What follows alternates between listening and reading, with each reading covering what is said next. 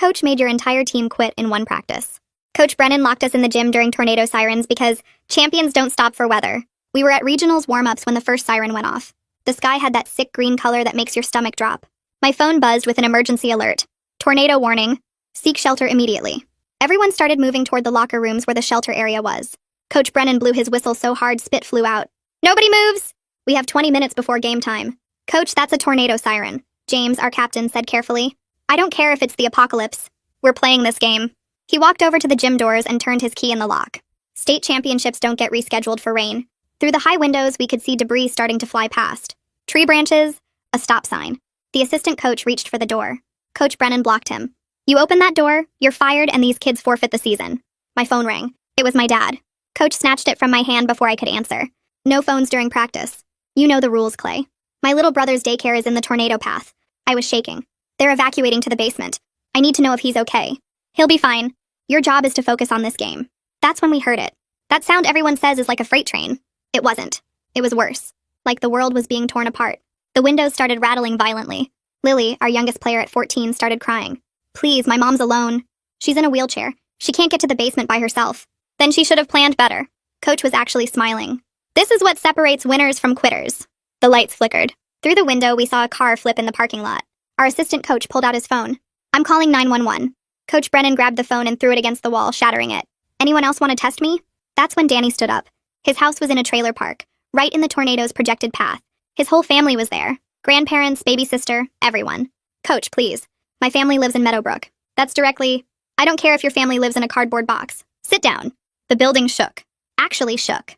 A window cracked. We could hear things hitting the roof. Maria, who never talked back to anyone, stood up. My dad's a storm chaser. He texted me. This is an F3 at minimum. The gym roof isn't rated for that. Well, then you better hope it holds, Coach said. But for the first time, he looked uncertain. My phone, still in his hand, lit up with texts. Even from across the room, I could see basement now from my mom. Destroyed from someone. Are you safe? From another. James, our 6'4" captain who'd never challenged Coach once in 4 years, walked straight up to him. Give her the phone. You backing down from states, Captain? Your scholarship? Give her the phone. The stare down lasted maybe 5 seconds. Then the skylight exploded. Glass and rain poured down. We all screamed, diving under bleachers. When I looked up, Coach Brennan was white as paper, still standing in the open like an idiot. That's when Tiny Lily did it. While Coach was frozen, she grabbed his keys from his pocket and ran for the door. He snapped out of it, lunging for her, but Maria and 3 other girls formed a wall. You want to die here? Fine. We're leaving. Lily got the door open. We could see down the hall to the shelter area where other teams were already hunkered down. But between us and safety was a wall of windows. And through them, we could see the tornado. It was massive. Black. Maybe 3 blocks away. If we run now? James started. Now! I screamed. We ran. All of us except Coach. Even the assistant coach. The hallway windows exploded behind us as we dove into the shelter. We made it with maybe 10 seconds to spare before the whole world went crazy. The sound was indescribable. Like being inside a giant scream. When it was over, we emerged to find the gym destroyed. The roof was gone. The court where we'd been standing was buried under debris. Coach Brennan was found in a supply closet, uninjured but catatonic with fear. Danny's family survived in their community shelter. Lily's mom had neighbors who carried her to safety. My brother was fine, but 7 people in our town didn't make it, including a high school student who'd been caught in their car trying to get home. The next day, all 23 of us officially quit. Every single player. The state athletic board launched an investigation. Coach Brennan was fired, banned from coaching, and charged with 23 counts of reckless endangerment. At his hearing, Lily's mom rolled up in her wheelchair and said one sentence. He valued a trophy over my child's life. The tornado was rated an F4. It missed the gym by less than 50 yards. If we'd stayed 60 seconds longer, we'd all be dead. But here's what nobody knows yet. Coach Brennan wasn't just obsessed with winning. We found out why he locked that door. And it's so much worse than anyone imagined. 3 days after the tornado, I'm sitting in my destroyed bedroom trying to sort through what's left of my stuff when my phone buzzes with a text in our team group chat. Bailey's message pops up and I almost ignore it because I'm not ready to talk about basketball or coach or any of it. But then I read what she wrote and my hands freeze. She says Coach Brennan's wife left him 2 months before the tournament, and nobody on the team knew he was going through a divorce. I stare at my phone screen trying to figure out why this matters when Nina responds that she heard Coach crying in his office late one night during practice, which he never did before this season. The detail feels random, but it sticks in my brain like a splinter. I can't stop thinking about Bailey's text, so I start looking through old team photos on my phone, scrolling back through the season. That's when I realize Coach looked different this year. Thinner, exhausted, dark circles under his eyes that we all just ignored because we were focused on winning. In photos from last year, he looks normal, but this season he looks like he hasn't slept in months. My phone rings and it's James calling me, which is weird because he usually just texts. He admits he'd noticed Coach acting strange for weeks, making reckless decisions in games and snapping at players over tiny mistakes. James sounds guilty, like he should have said something sooner. The next morning, Lily's mom texts asking to meet with several of us at the community center being used for tornado relief. She's been talking to other parents and discovered something that makes my stomach turn. Coach Brennan had been placed on administrative concern status by the athletic director 3 weeks before the tournament for erratic behavior during practice. 3 weeks. They knew something was wrong and let him keep coaching us anyway. We gather at the community center, and it's me, James, Lily, Danny, Maria, Bailey, and Nina, sitting in folding chairs while Lily's mom pulls up emails on her laptop. She obtained them through a parent records request, and they're brutal to read. Coach had been warned twice about inappropriate intensity with players, including one incident where he made a freshman run sprints until she vomited. The emails use careful language like concerning behavior and requires monitoring, but what they really mean is this guy is losing it and we're watching him fall apart. Danny suggests we talk to the assistant coach who's been avoiding everyone since the incident. We find him at his apartment in the part of town that didn't get hit by the tornado. He won't open the door at first, but after an hour of us standing in the hallway, he finally lets us in. His apartment smells like old pizza and he looks terrible. After more convincing, he finally admits that Coach Brennan had become obsessed with winning state after losing his previous job at another school under mysterious circumstances. The assistant coach tells us Coach had been fired from his last position 3 years ago, but won't say why, just that it was handled quietly, and the school gave him a neutral reference to avoid legal problems. He looks genuinely guilty as he explains he should have reported Coach's behavior, but was afraid of losing his own job. I'm walking out of the apartment building when a woman approaches me in the parking lot. She introduces herself as Faith Wyatt, a local journalist covering the tornado aftermath, and says she's been investigating Coach Brennan's background for a separate story. She's discovered he was fired from 2 previous coaching positions, not just one, and both terminations were sealed with non-disclosure agreements. Faith shares copies of public records she printed out showing Coach Brennan had been coaching for 15 years at 4 different schools, never staying longer than 3 years anywhere. Each departure was listed as mutual agreement or pursuing other opportunities, which Faith says is code for forced resignation. I convince Faith to let our team help with the investigation, since we're the ones who nearly died, and she agrees to share what she finds if we share our discoveries. We split up assignments right there in the parking lot. Bailey and Nina will talk to former players, Danny will research the school's athletic records, and I'll try to access Coach's personal office before it's cleaned out. 2 days later, I sneak into the temporary athletic offices set up in the undamaged elementary school with James as lookout. Coach's boxes are sitting there in the hallway waiting to be shipped to him, and I find a folder labeled Performance Reviews that he apparently kept copies of despite being told to destroy them. The first review I open is from 8 years ago at Lincoln High. The words jump out at me. Coach Brennan displays concerning inability to accept loss and disproportionate emotional investment in student outcomes. I flip through more pages. Every school wrote basically the same thing. At Roosevelt Academy, someone noted he became increasingly aggressive during tournament play. At Westfield Prep, they wrote unstable behavior when facing elimination scenarios. The pattern is right there in black and white, and every single school saw it but just passed him along to the next place. I take photos of every page with my phone before James hisses that someone's coming down the hall. We shove everything back in the boxes and slip out through the side door. That night, Bailey texts the group chat that she and Nina found 3 former players through social media. All 3 girls describe the same experience of Coach losing control during big games. One of them, Melanie Sutton, actually agrees to talk to us on video chat. We set it up for the next evening, and I can barely sleep thinking about what she might tell us. When we finally get on the call, Melanie looks older than she probably is, like someone who's been through something bad. She doesn't waste time with small talk. 6 years ago, her team was playing in the state championship game and losing badly at halftime. Coach Brennan locked them in the locker room and wouldn't let anyone leave. He stood in front of the door and told them they couldn't come out until they committed to winning. Her voice shakes a little when she describes how they could hear the second half starting without them, how parents were banging on the door, how Coach just kept saying they were quitters who didn't deserve to play. Finally, some of the bigger girls on the team literally broke down the door. The school covered the whole thing up because they were scared of bad publicity. Melanie quit basketball that day and never played again. After we hang up, nobody says anything for a long time. Danny breaks the silence by sharing what he found while digging through old sports records online. Coach's teams always had amazing regular season records like 20 wins and 2 losses, stuff like that. But then tournament time would come and they'd fall apart. In 15 years of coaching, he made it to state finals 4 times and lost every single time. The losses got worse each time too. The first final, they lost by 3 points. The last one before our school, they lost by 30. It's like the pressure kept building and he kept getting more desperate. We're sitting at Maria's house the next day comparing all our notes when her dad walks through the living room. He's this big guy with a weather service jacket, and he stops when he sees us surrounded by papers and laptops. He asks what we're working on. Maria tries to brush him off, but he keeps pushing. So finally she tells him we're trying to understand why Coach did what he did. Her dad goes completely quiet. His face changes. Then he sits down and tells us something that makes the whole room freeze. He was at the regional tournament that day as a volunteer weather spotter. He personally warned Coach about the tornado 30 minutes before the sirens even went off. I feel sick to my stomach. Maria's dad pulls out his phone and shows us the text messages he sent Coach. There are radar images showing this massive red and purple blob heading straight for the tournament venue. The messages say things like violent tornado forming and immediate evacuation recommended, and this is extremely dangerous. The timestamps show he sent them at 2:47 in the afternoon. The receipts show Coach read them. Read at 2:47. But he never responded, never took any action, just read the warnings and decided to ignore them. James punches Maria's wall and immediately starts apologizing. But we all get it. We're all feeling the same thing. This wasn't Coach panicking in the moment or making a split-second bad choice. He had 30 minutes of advance warning. He could have evacuated us safely, calmly, with plenty of time. Instead, he made a choice. A calculated choice to risk our lives rather than forfeit the game. That night, Faith calls me. She sounds excited, but also kind of scared. She found someone at Coach's previous school who gave her information about his daughter.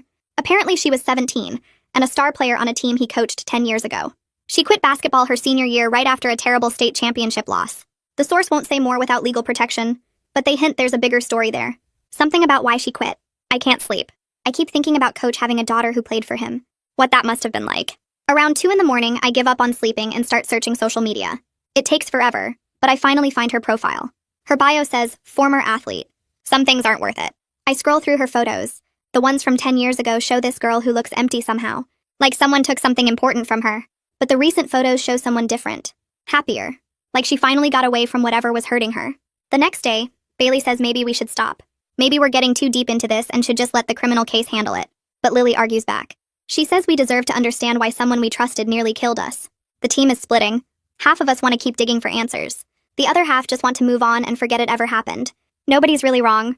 We're just processing this differently. The school announces the meeting through a mass email 2 days later. Christopher Lane wants all team members and parents at the community center Thursday night to discuss moving forward. The email uses words like healing and support and resources, but nothing about accountability or investigation. My mom reads it at breakfast and her jaw gets tight. She knows what I know. They're trying to control the narrative before we can. Thursday arrives and the community center parking lot is packed. Inside, they've set up rows of folding chairs facing a table where Christopher sits with the school superintendent and 2 school board members. Grief counselors stand along the back wall holding pamphlets. The whole setup feels staged, like they practiced how to look concerned without actually being concerned. Christopher starts talking about trauma and recovery and the importance of community healing. He mentions counseling services available through the school. He talks about how Coach's actions don't reflect the values of our athletic program. But when Lily's mom raises her hand and asks what the school knew about Coach's history before hiring him, Christopher's face does this weird thing where his smile stays, but his eyes go flat. He says all standard hiring procedures were followed, and they're conducting an internal review. Lily's mom tries to follow up, but he moves to the next question before she can speak again. James's dad asks if the school verified Coach's references from previous positions. Christopher says yes, absolutely. All references checked out satisfactorily. But his hand shakes slightly when he reaches for his water glass, and I notice he won't make eye contact with anyone in the front row. The meeting continues like that for 40 minutes with Christopher deflecting every real question behind walls of corporate language and vague promises of review processes. When he finally ends the meeting, half the parents are visibly angry, and the other half look confused about why they bothered coming. I wait until most people leave before approaching Christopher at the table where he's gathering papers. My mom stays back but watches from 10 feet away. I ask him directly why he hired someone who'd been fired from 2 previous schools. Christopher stops organizing papers and looks at me with this expression that's trying to be sympathetic, but mostly seems annoyed. He tells me that's not accurate information, and I shouldn't believe everything I hear. I mention that Faith found public records showing the terminations. His face changes then, going from annoyed to something harder. He says those were mutual departures, not firings, and all his references checked out perfectly fine. But his voice has this edge now that wasn't there before. I push harder and ask if he actually called the references or just accepted written letters. Christopher's neck gets red and he starts saying something about proper procedures and legal requirements. But he's talking faster now and his hands are moving too much. My mom steps closer and asks to see the reference letters. Christopher says those are personnel documents and not available to the public. The way he says it sounds final, like he's been waiting to use that line. But watching his face, the way his eyes keep darting to the door like he wants to escape, I know he's lying about how much he actually investigated before hiring Coach. He knew something was wrong and hired him anyway, because winning teams look good for athletic directors who want to move up to bigger schools. Nina finds me in the parking lot after and says her mom wants to help. Nina's mom works as a paralegal at a law firm downtown, and she knows how to file Freedom of Information requests for public documents. She explains we can request Coach's hiring documents, his personnel file, and any complaints filed against him through the school district. It'll take weeks to get responses because government agencies always drag their feet on these things, but it's official action, and they have to respond eventually. We drive to Nina's house, and her mom has forms already printed out. She helps us fill in the specific document requests, being careful about the legal language so the school can't reject them on technicalities. We request all employment applications, reference letters, background checks, personnel evaluations, and any disciplinary records for Coach from the past 3 years. We also request all communications between Christopher and Coach's previous employers. Nina's mom makes copies of everything, and we mail them certified mail so there's proof of delivery. She warns us that the school will probably redact a lot of information claiming privacy exemptions, but even redacted documents can tell us something by what they choose to hide. Walking out of the post office after mailing the requests feels like we're finally doing something real instead of just talking about it. 2 days later, I get an email from Melanie. The subject line just says, "If this helps," and there's a PDF attached. I open it and start reading, and my stomach drops. It's 10 pages of detailed incidents from Coach's time at her school. Melanie documented everything with dates and witnesses. She describes how Coach grabbed her arm hard enough to leave bruises when she missed a free throw in practice, how he threw a basketball at another player's head during a timeout, how he screamed at their assistant coach until the guy quit mid-season. The worst one is from their conference championship game when they were losing by 12 points at halftime. Coach locked the locker room door from the inside and wouldn't let anyone leave. He stood there blocking the door, telling them they were worthless and weak and didn't deserve to wear the uniform. Melanie says they finally got out when their team captain threatened to call 911, and Coach backed down. But the school never reported it. They just quietly moved him along with a neutral reference letter. Reading Melanie's document makes me physically sick, because every incident she describes is a warning sign that got ignored. If her school had reported Coach properly, he never would have been hired at ours. We never would have been locked in that gym during the tornado. Those 7 people who died might still be alive. The document includes something else that makes everything click into place. Melanie writes that Coach had been seeing a sports psychologist at their school named Dr. Gomez, who was brought in after the locker room incident. Dr. Gomez met with Coach for 6 sessions and documented serious concerns in reports that went to the athletic director. The psychologist wrote about Coach's pathological fear of failure and how he was transferring personal trauma onto team performance. Dr. Gomez specifically recommended Coach take a leave of absence and get intensive therapy before continuing to work with students. But the school ignored the recommendation because they were in the middle of tournament season and didn't want to disrupt the team. They waited until after state finals to force Coach out, and even then they gave him that neutral reference instead of reporting the safety concerns. Melanie attached copies of Dr. Gomez's reports with some parts blacked out for privacy. But what's visible is damning. Dr. Gomez wrote that Coach showed signs of becoming dangerous when faced with failure scenarios and recommended immediate intervention. The school had professional documentation that Coach was a threat to students, and they did nothing except pass him to the next school. I forward Melanie's document to Faith immediately, and she calls me within an hour. She's already tracking down Dr. Gomez using her journalist databases. It takes her 3 days, but she finds an address in Arizona where Dr. Gomez retired 2 years ago. Faith calls and Dr. Gomez refuses to talk at first, citing patient confidentiality and professional ethics. But Faith is persistent and explains that we're not asking about specific patient details. We're trying to understand a pattern of behavior that's now resulted in criminal charges and endangered 24 teenagers. She tells Dr. Gomez about the tornado and the lockdown and the 7 deaths in our town. There's a long silence on the phone, and then Dr. Gomez says she'll think about it. Faith calls back the next day, and this time Dr. Gomez agrees to speak generally about the psychology of coaching obsession, without naming Coach specifically. They arrange a video call and Faith invites me to join. Dr. Gomez looks exactly like I imagined a retired sports psychologist would look, with gray hair and kind eyes and this calm way of speaking that probably helped athletes feel safe. She starts by explaining that some coaches develop what she calls pathological winning obsession, where they internalize their team's losses as personal failures. For these coaches, losing isn't just disappointing, it's existentially threatening, because their entire sense of self-worth is tied to winning. Dr. Gomez says these coaches will take increasingly dangerous risks to avoid experiencing failure, because failure feels like dying. They stop seeing players as people, and start seeing them as extensions of themselves, as tools to prevent the unbearable feeling of inadequacy. The dangerous part is when these coaches hit a pattern of near success, followed by devastating losses. Each loss reinforces their fear and makes them more desperate, which leads to more extreme behavior in the next high-stakes situation. Dr. Gomez describes it as a spiral where the coach becomes less rational and more driven by panic each time they face potential failure. She never says Coach's name, but everything she describes matches exactly what happened to us in that gym. Coach wasn't thinking rationally when he locked those doors. He was in full panic mode, choosing potential death over the certainty of forfeiting and losing his last chance at a state championship. The FOIA responses arrive 5 weeks after we filed them. The envelope is thick, but when I open it, my excitement dies. Coach's hiring documents are there, but his personnel file is maybe 40% blacked out with thick black marker. Entire pages are just solid black rectangles with maybe 1 or 2 words visible. What we can read shows that Christopher did receive reference letters from Coach's previous schools. 2 of them are glowing, talking about Coach's dedication, an impressive win record, and strong leadership.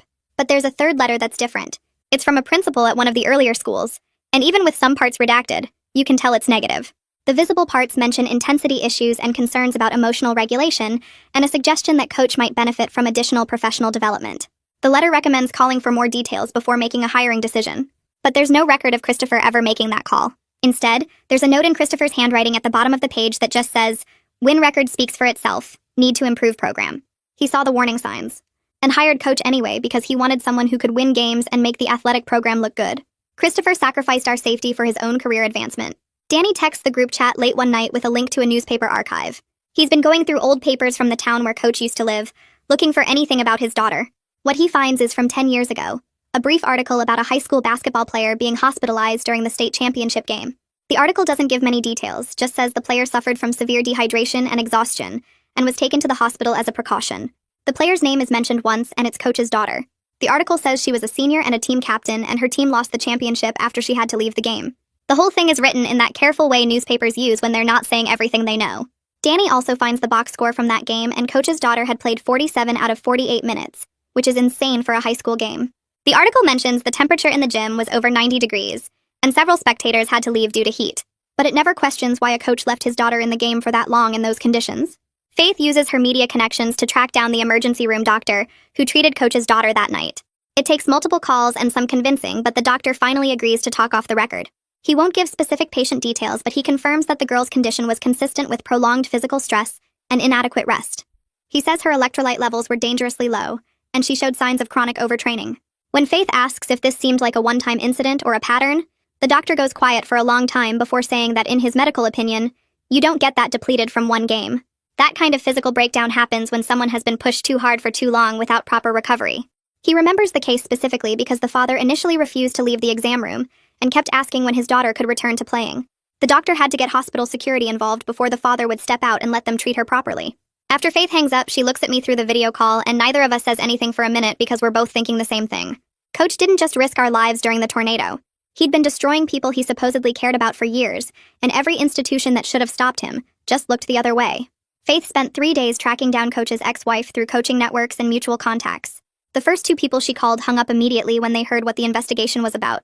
The third person gave her a phone number, but warned that the ex-wife had refused to talk to anyone about her marriage for years. Faith called the number 5 times over 2 days before anyone answered. When someone finally picked up, Faith explained who she was and what had happened during the tornado. The line went silent for so long that Faith thought the call had dropped. Then the ex-wife said she needed time to think about it.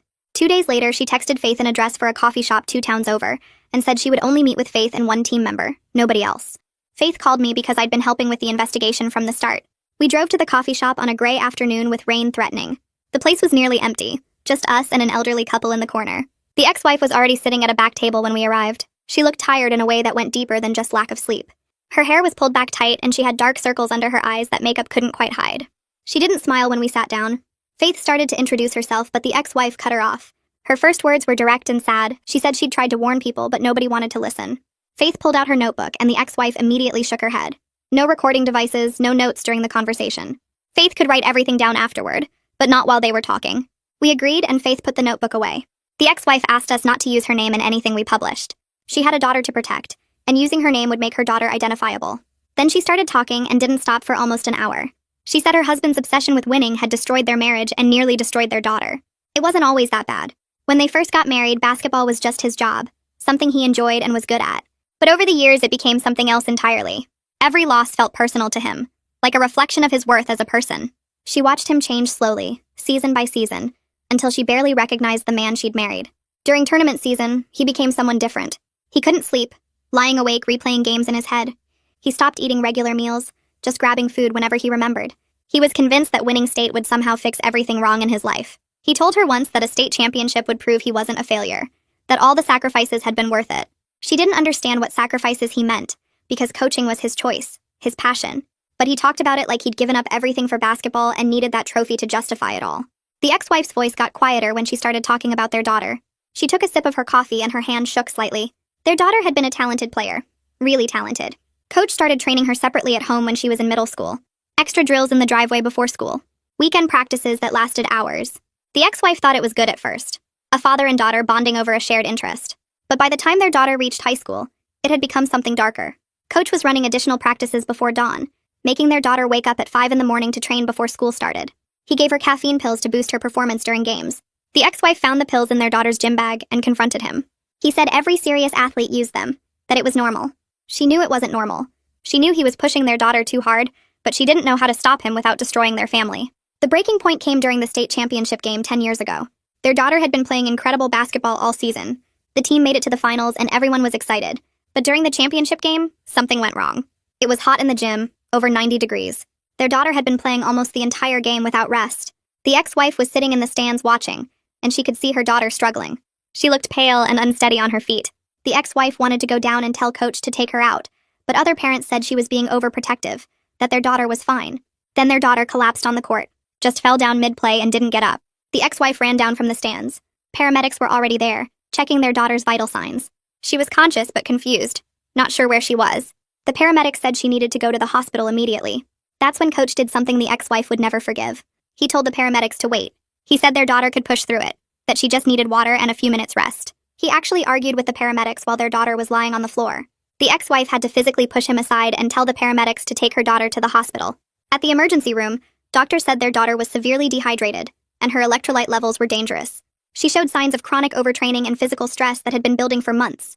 The doctor told them that this kind of breakdown didn't happen from one game. It happened when someone had been pushed too hard for too long without proper recovery. The ex-wife sat in that hospital room watching her daughter sleep with an IV in her arm, and she realized her husband was dangerous. He had chosen basketball over their daughter's health. He had valued winning more than their child's safety. She filed for divorce 3 months later. The custody battle was ugly. Coach threatened to fight for full custody if she told anyone the real reason for the divorce. She couldn't risk losing her daughter completely, so she stayed quiet about the details. The divorce papers just said irreconcilable differences. She got primary custody, and Coach got supervised visitation that he rarely used. I asked why she'd left him 2 months before our tournament if they'd been divorced for years. The ex-wife started crying then, quiet tears that she wiped away quickly. She said she'd heard through coaching networks that he was becoming unstable again. Other coaches were talking about his behavior at games, the way he screamed at referees and his own players. Someone told her he'd been placed on administrative concern status at our school. She tried to reach out to him, tried to convince him to quit coaching before he hurt someone. They met for coffee and she told him he needed help, that he was heading toward another breakdown. He refused to listen. He told her this was his last chance to prove he wasn't a failure. Those were his exact words. Last chance. He said if he didn't win state this year, his entire career would have been for nothing. All the years of coaching, all the losses, all the sacrifices would be meaningless without that championship trophy. She tried to explain that his worth as a person wasn't tied to a basketball trophy, but he couldn't hear it. He was too far gone, too deep in his obsession. She left that coffee shop knowing he was going to do something dangerous and she didn't know how to stop him. She called the school's athletic director and tried to warn him, but he brushed her off, said Coach was fine, just intense. 2 months later, the tornado happened. When she heard the news about what he'd done, she wasn't surprised. She was horrified, but not surprised. She knew he'd been heading toward something like this for years, and everyone had just looked the other way. Faith and I sat there processing everything the ex-wife had told us. The revelation that Coach knew this was his last chance reframed everything we thought we understood. He wasn't just obsessed with winning in some abstract way. He was desperate to avoid facing the reality that his entire identity was built on something he couldn't achieve. The tornado lockdown wasn't about championship glory or pushing through adversity. It was about a man so scared of failure that he chose potential death over certain loss. He would rather risk killing 23 teenagers than face another tournament elimination. That level of desperation was somehow more disturbing than simple obsession.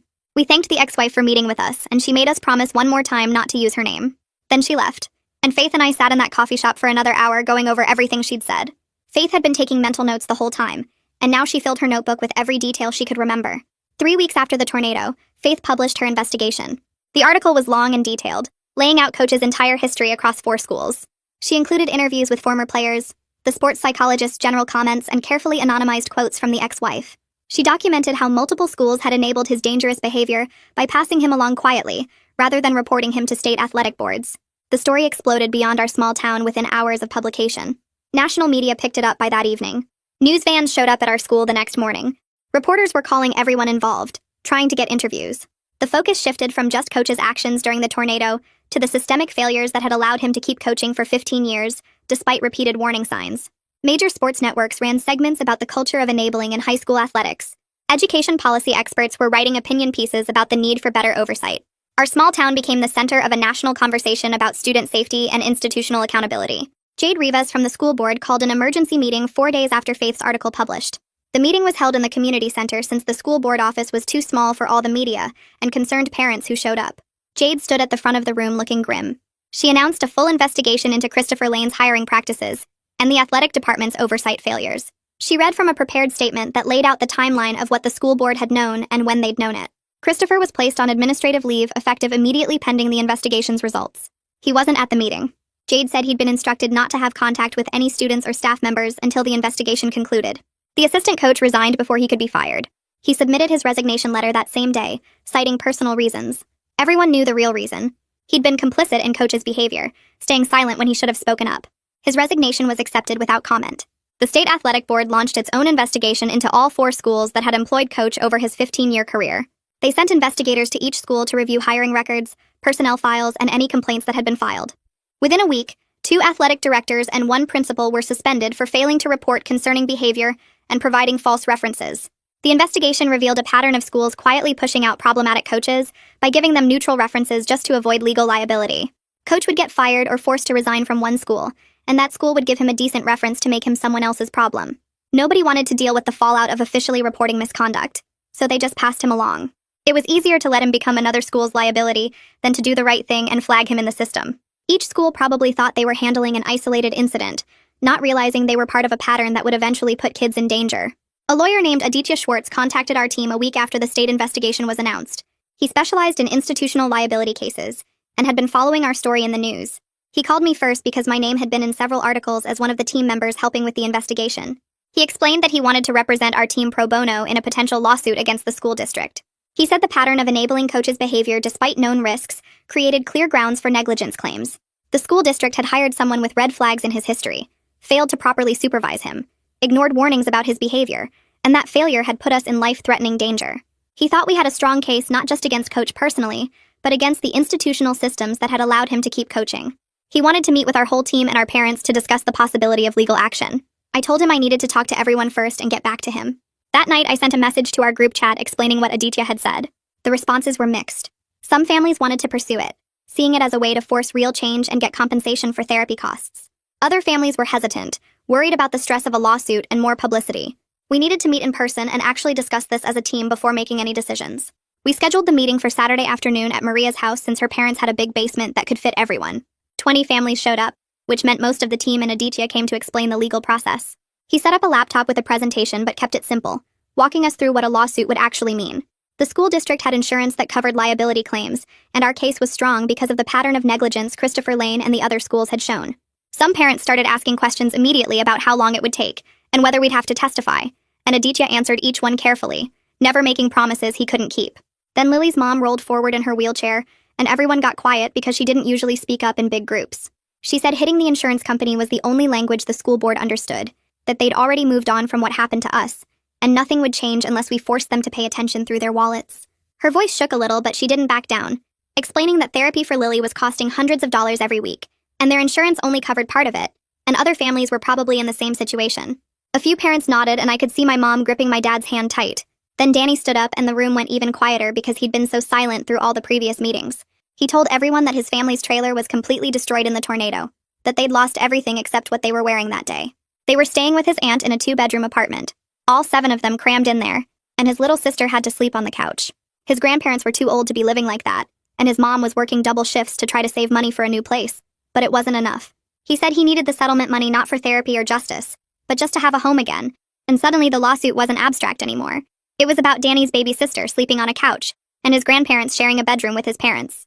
Nobody said anything for a long minute, and then Aditya suggested we take a vote on whether to move forward as a group. He explained that families could opt in or opt out individually, but having everyone together would make the case stronger, and the settlement potentially larger. We did a show of hands, and 17 families voted yes, while 3 voted no. The 3 who opted out were families whose kids hadn't been as involved in the investigation, parents who looked exhausted and said they just couldn't handle more stress or media attention.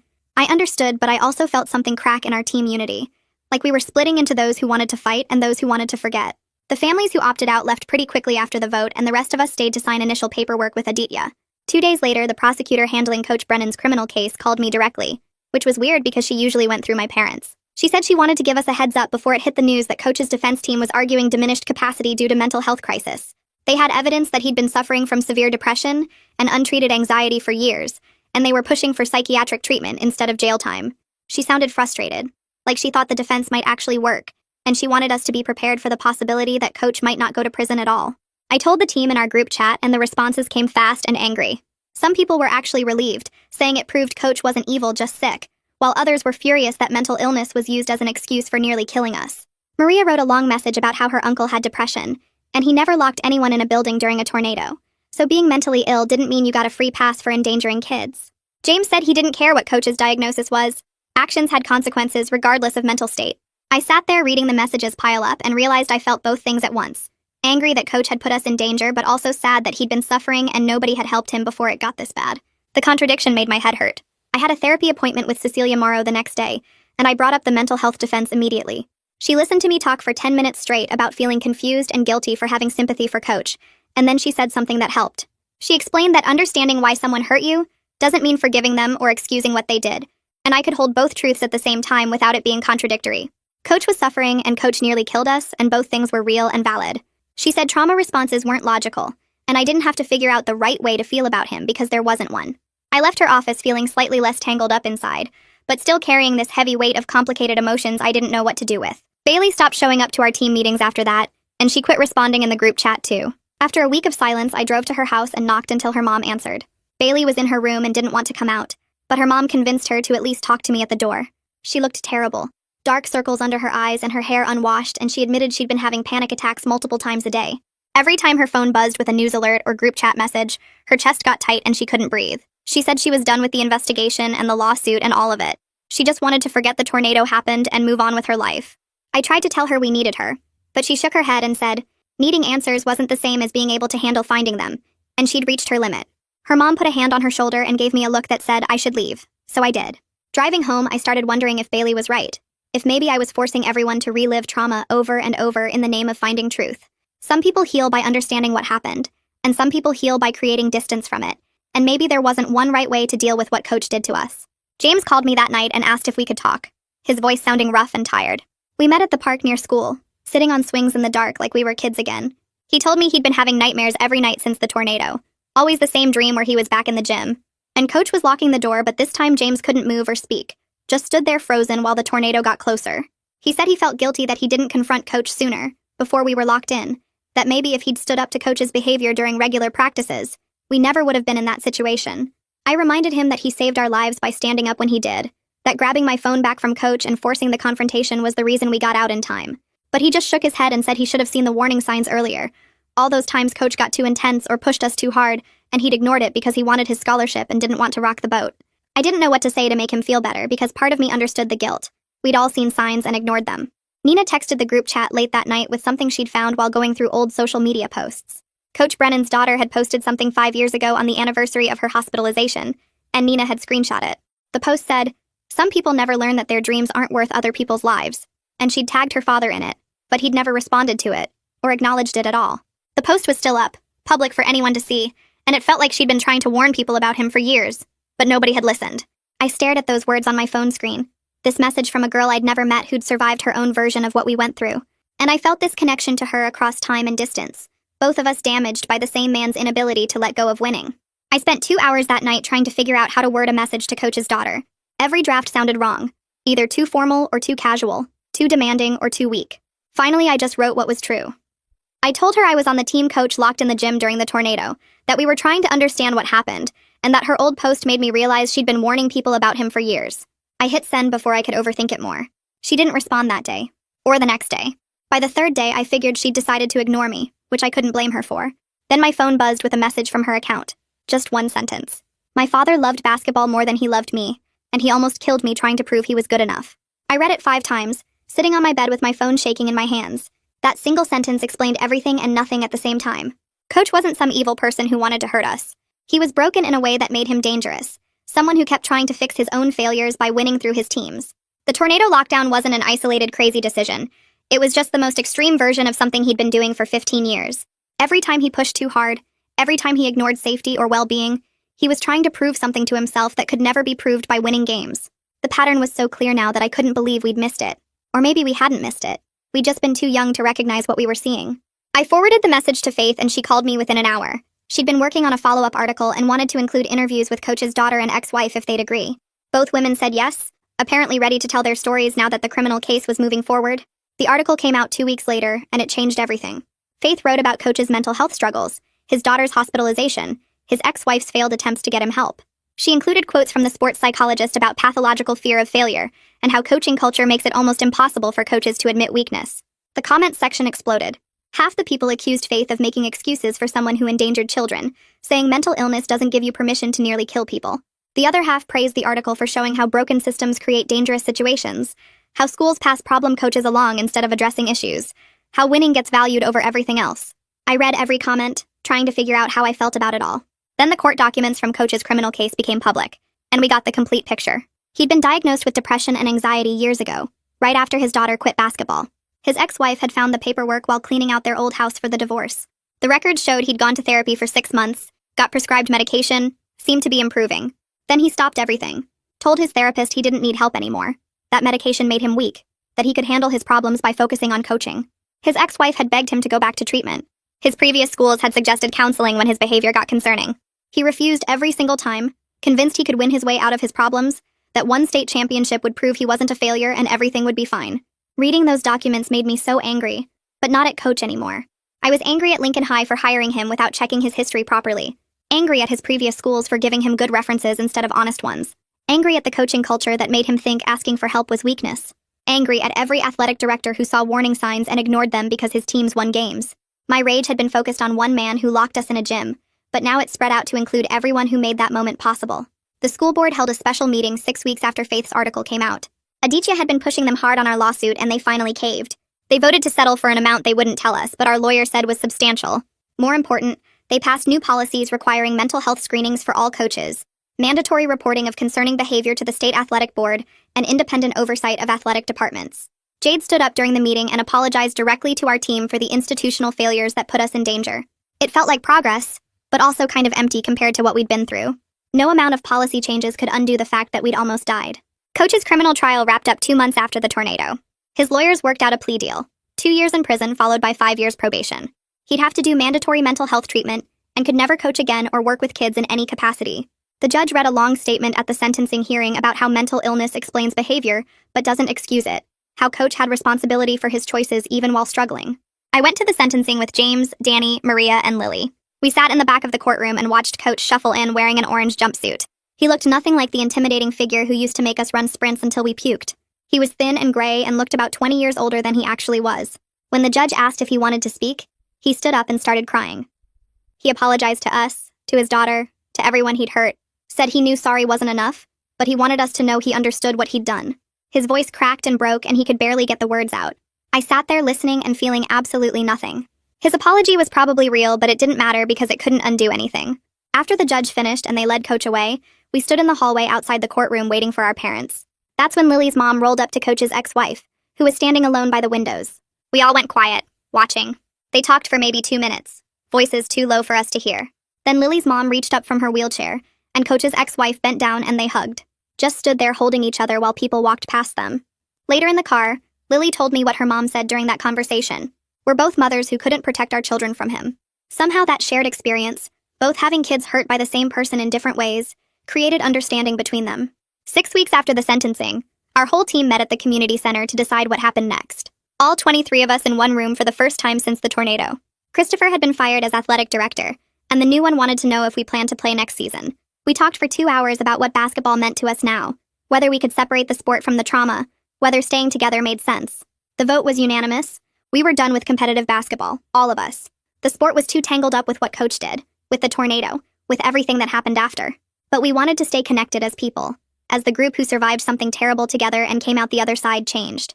The settlement checks arrived 6 weeks after the school board vote, and Danny texted me a photo of his family standing in front of a small brick house 2 towns over, outside the tornado zone. His little sister was grinning in the doorway, and his grandparents looked tired but relieved in a way I'd never seen before. When I called him that night, he told me it was the first time his family had owned a home instead of renting or living in the trailer park. His voice got quiet when he added that he wished it hadn't taken almost dying to get there, but he was grateful for the stability his family finally had. 2 days later, the school board held a public meeting that all of us attended with our parents. They announced that Christopher Lane had been fired as athletic director after the investigation revealed he'd ignored multiple warnings about Coach and failed to properly verify his employment history before hiring him. The superintendent read a formal apology to our team and the community for the institutional failures that enabled everything that happened. Christopher sat in the back row during the announcement, staring at his hands and left through a side door before anyone could approach him. The assistant coach had already resigned weeks earlier, so the board's statement about him was brief and procedural. 3 months after the tornado, my phone buzzed with a text from Bailey that just said, "Can we talk?" I hadn't heard from her since she stopped responding to the group chat, and seeing her name on my screen made my stomach twist. We met at the coffee shop downtown, and she looked different. Calmer somehow, but also worn down. She apologized for withdrawing from the group and explained that she'd needed space to process everything alone before she could engage with it collectively. She said she was finally ready to be part of the team again, but not in the investigative capacity, just as someone who survived the same thing we all did. I hugged her and told her we were glad to have her back in whatever way worked for her. The next week, identical envelopes arrived at each team member's house with no return address. Inside was a handwritten letter from the assistant coach taking full responsibility for his silence and cowardice during everything that happened with Coach. He wrote that he was working at a hardware store now and said he'd never coach again because he didn't trust himself to speak up when it mattered most. His letter was 2 pages long, and you could see where the ink had smudged in places like he'd been crying while writing it. Some of us threw the letters away immediately, but I kept mine in my desk drawer and read it sometimes when I was trying to understand how good people stay silent during bad things. Faith called me in early April with news that she'd won a regional journalism award for her investigation into Coach and the systemic failures that enabled him. The ceremony was at a hotel conference center, and our whole team showed up to support her even though we weren't officially invited. During her acceptance speech, she credited us for having the courage to dig into painful truths, when it would have been easier to just accept the surface explanation and move on. She announced that she was donating the entire prize money to a fund supporting mental health resources for student athletes. A week after Faith's award ceremony, Melanie Sutton drove 6 hours to visit our town and meet us in person. We gathered at the community center, and she spent the afternoon sharing stories about Coach's impact on her life and how she'd turned that experience into a career as a social worker specializing in sports trauma. She talked about the locker room incident from 6 years ago and how it had shaped her understanding of how power dynamics work in athletics. Listening to her describe her healing process made me realize that what happened to us was part of a much longer pattern, and we were just the point where it finally became impossible to ignore. 6 months after the tornado, our town held a memorial service for the 7 people who died, including the high school student who'd been caught in his car trying to get home. Our entire team attended together, standing in the back of the crowd while families placed flowers at a temporary monument in the town square. The students' parents spoke about their son's dreams of becoming an engineer, and a woman talked about her elderly mother who'd lived through 3 other tornadoes, but couldn't survive this one. Standing there reminded me that while we'd survived and found answers to our questions, 7 families would never get that closure. James got a recruiting call from a college basketball team in late spring, and I was with him when he turned them down over the phone. He told the recruiter that the sport was too connected to trauma now, and he needed a fresh start doing something completely different. Later, he showed me his college application essays about wanting to study education and become the kind of teacher who prioritizes student well-being over achievement and trophies. His dad was disappointed about the lost scholarship opportunity, but James seemed more at peace than I'd seen him since before the tornado. Lily, despite being our youngest player at 15 now, became an advocate for student safety in athletics, and somehow got invited to testify before the state legislature. I watched the hearing online and saw her sit at a table with a microphone, looking tiny but determined, as she described being 14 and trapped in that gym while the tornado approached. Her testimony helped pass new laws requiring independent oversight of high school sports programs and mandatory mental health support for coaches. Watching her speak so clearly about what happened made me proud and sad at the same time, because she shouldn't have had to become that strong that young. My family relocated over the summer to help with my recovery, and I started my senior year at a completely new school, where nobody knew about the tornado or Coach or any of it. I wasn't playing basketball anymore, but I joined the school newspaper on my first day, and discovered I was actually good at investigative writing. Faith had become an informal mentor, sending me articles about responsible journalism and teaching me how to pursue truth without causing unnecessary harm to people who were already suffering. On the 1-year anniversary of the tornado, I drove to the rebuilt gym for our team gathering. The parking lot looked different now, all fresh asphalt instead of the cracked concrete we used to know. James was already there when I arrived, standing near the entrance looking taller somehow even though he couldn't have grown. Lily showed up next with her mom, and then Danny pulled in with Bailey and Nina. We didn't all make it. Some people couldn't face coming back, but 17 of us gathered near the spot where the old gym used to stand. The new building behind us was smaller and simpler than before, built with the insurance money and community donations. We'd brought a young oak tree in a burlap sack and shovels from Danny's truck. Nobody really knew how to plant a tree properly, but we figured it out together, taking turns digging in the hard spring ground while others held the sapling steady. The plaque we'd ordered together sat propped against the building, bronze letters that read, "For the courage to question authority," and the strength to survive its failures. Maria helped me position it near the base of the tree once we'd tamped down the soil and watered everything. Looking around at everyone, I could see how we'd all changed in different ways. James seemed calmer but sadder. Lily stood straighter but startled at loud noises. Danny smiled less but hugged people more. Some of us were doing better than others, but none of us were the same kids who ran from that gym. I've spent this whole year trying to understand what happened and why, and the truth is messier than I wanted it to be. Coach Brennan was a broken person who got enabled by broken systems, and knowing that doesn't make me less angry, but it does help me aim that anger at fixing things, instead of just staying stuck in what already happened. Some questions don't have clean answers, and some damage doesn't fully go away. But I still think seeking truth matters even when it's complicated and painful. Life isn't about getting perfect closure or healing completely. It's about moving forward with whatever messy, incomplete understanding you've managed to earn along the way.